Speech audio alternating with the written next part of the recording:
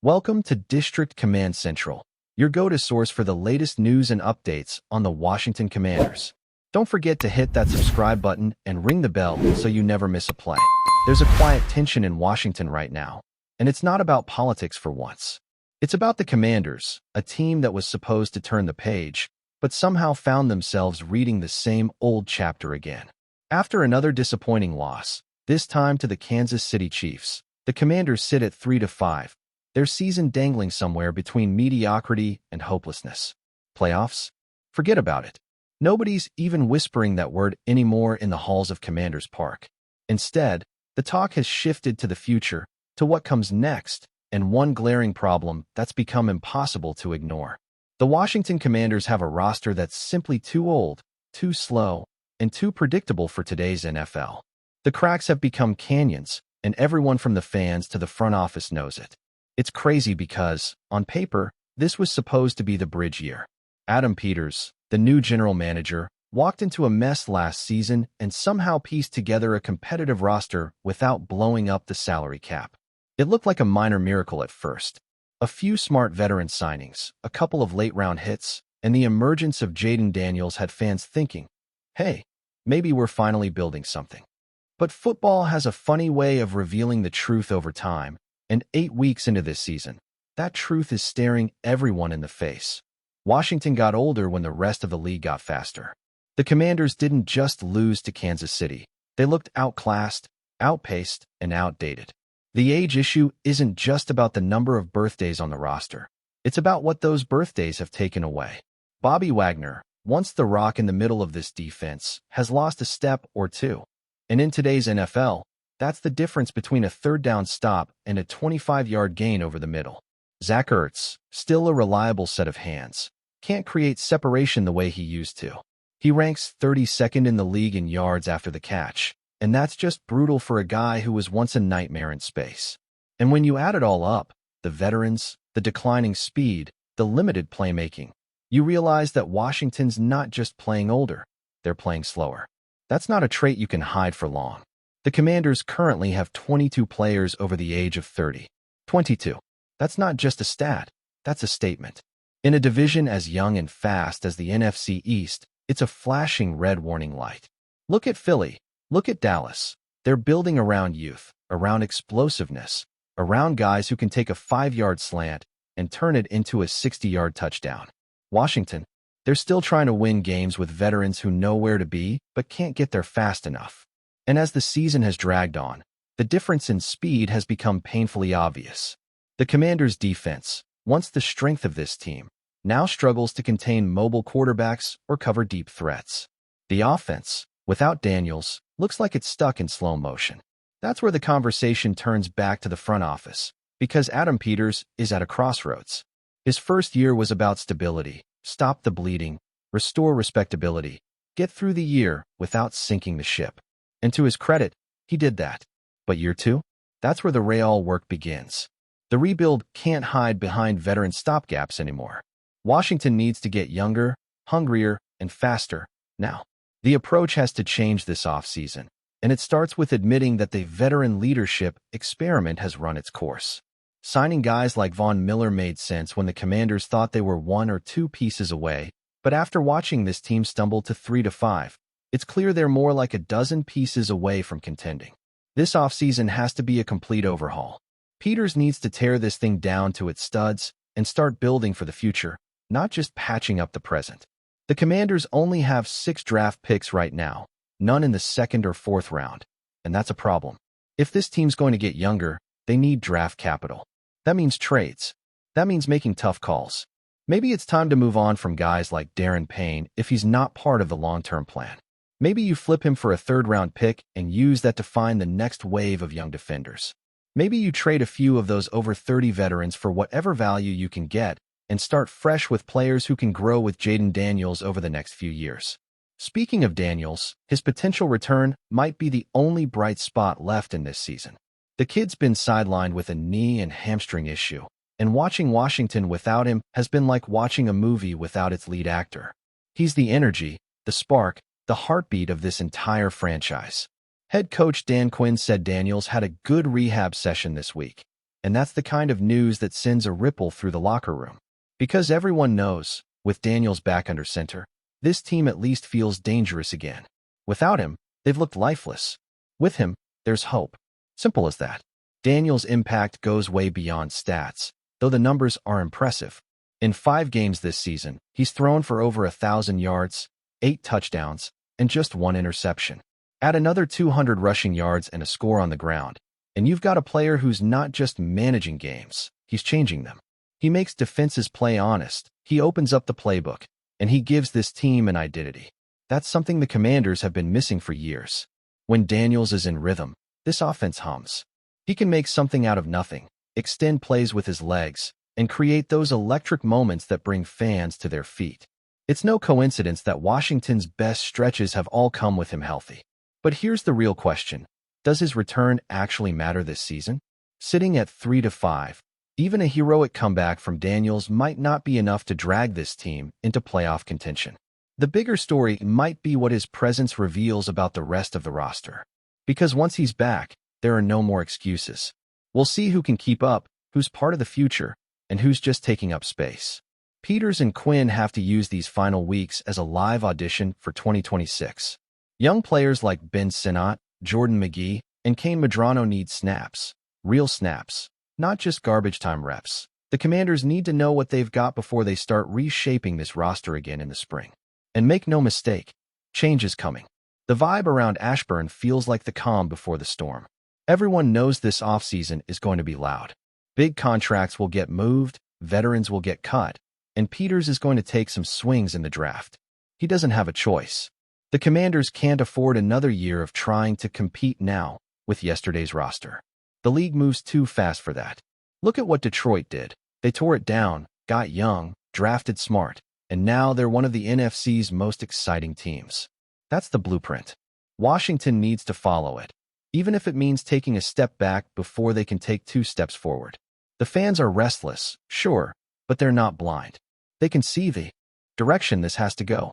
They've seen enough of the stopgap veterans, the patchwork rosters, the same tired script. What they want now is hope. Youth brings hope. Speed brings excitement. And right now, the Commanders have neither. What they do have is time. Time to evaluate, to plan, to make the kind of bold moves that set a franchise up for the next decade instead of the next season. And it all starts with fixing that one glaring trait that's holding them back: age. The Commanders don't just need to get younger, they need to build around young. So as Washington heads into the back half of the season, the scoreboard might not be the thing to watch. The real story will play out behind the scenes, in front office meetings, on draft boards, in the quiet conversations between Peters and Quinn about who fits the future. Because this season, as disappointing as it's been, might just be the wake-up call they needed. The Commanders' nightmare year could end up being the foundation of something new, if they have the guts to face the truth and hit the reset button. Until then, all anyone can do is wait, watch, and whisper what everyone's thinking. The Commanders don't just need a rebuild, they need a rebirth. If you're enjoying the coverage, make sure to smash that like button and drop a comment with your thoughts on the Commanders' latest moves. We want to hear from you. There's a storm brewing in Washington, and the eye of it seems to be none other than Jayden Daniels. The young quarterback, who has been under the spotlight since day one, apparently reached a boiling point that no one saw coming. Sources close to the team are whispering about a meltdown in the Commanders' locker room that has left teammates and staff alike stunned. The scene is reportedly chaotic, emotional, and completely raw, with Daniels allegedly shouting things that nobody outside the locker room expected to hear from a professional athlete at this level. The words, "I'm done pretending everything's okay," have been echoed through the hallways according to insiders, marking what could be a pivotal moment in both his career and the team's dynamic moving forward. For months, fans and pundits have speculated about Daniels' temperament, leadership, and ability to manage the pressure in Washington. But until now, no one had confirmed that the stress might have reached such a dramatic breaking point. Rumors suggest that this was not just about a single game or a bad play, but a culmination of mounting frustrations, from coaching decisions to team performance, media scrutiny, and perhaps even internal conflicts that have been simmering quietly behind closed doors. The story, as it's being pieced together by those familiar with the situation, paints a picture of a young quarterback who feels cornered, overwhelmed, and deeply passionate about the sport and his role in the team.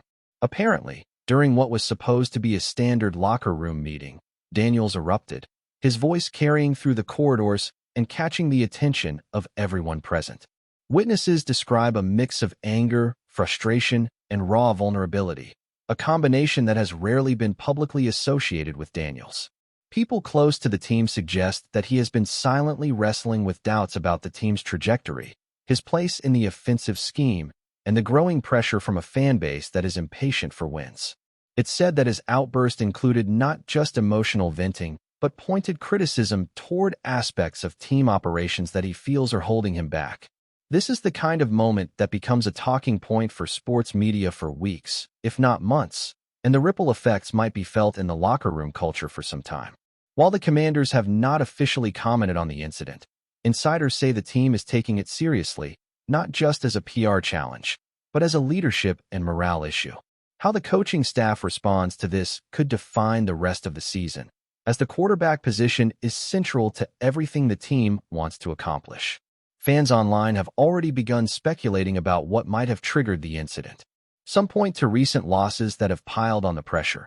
Others highlight perceived lack of offensive support or controversial play calling that has put Daniels in difficult situations on the field. Analysts are debating whether this outburst represents immaturity or simply a human reaction to an environment that demands perfection at every turn. For those who have followed Daniels' career from college into the NFL, this may not come as a total shock. He's always been known as fiery, passionate, and unwilling to settle for mediocrity, traits that have fueled his rise, but now seem to be colliding with the relentless scrutiny of professional football. The narrative emerging is not one of a player losing control in a vacuum, but of a young athlete confronting the immense pressures of leadership, expectation, and public life all at once. And in a league where mental toughness is celebrated, Daniels' very human reaction has sparked conversations about the emotional cost of playing at this level. Commentators are already asking questions that no one has easy answers to. Can a quarterback express frustration without damaging team chemistry? Is this a wake-up call for the Commanders organization to reassess how they manage player well-being and communication? Or is this simply another chapter in the saga of a fiery competitor refusing to compromise his standards? There's also chatter about how this affects the locker room dynamic immediately. Teammates reportedly had mixed reactions, some shocked, some empathetic, and others quietly relieved that someone finally voiced what many may have been feeling but were too hesitant to say. These are the kinds of moments that either fracture a team or galvanize it, depending on how leadership channels the energy. Coaches are said to be holding internal meetings, strategizing on how to turn Daniels' frustration into motivation rather than letting it fester into resentment. Behind the scenes, sources suggest that team leaders have begun private conversations with Daniels, attempting to recalibrate the balance between his emotional expression and professional responsibilities.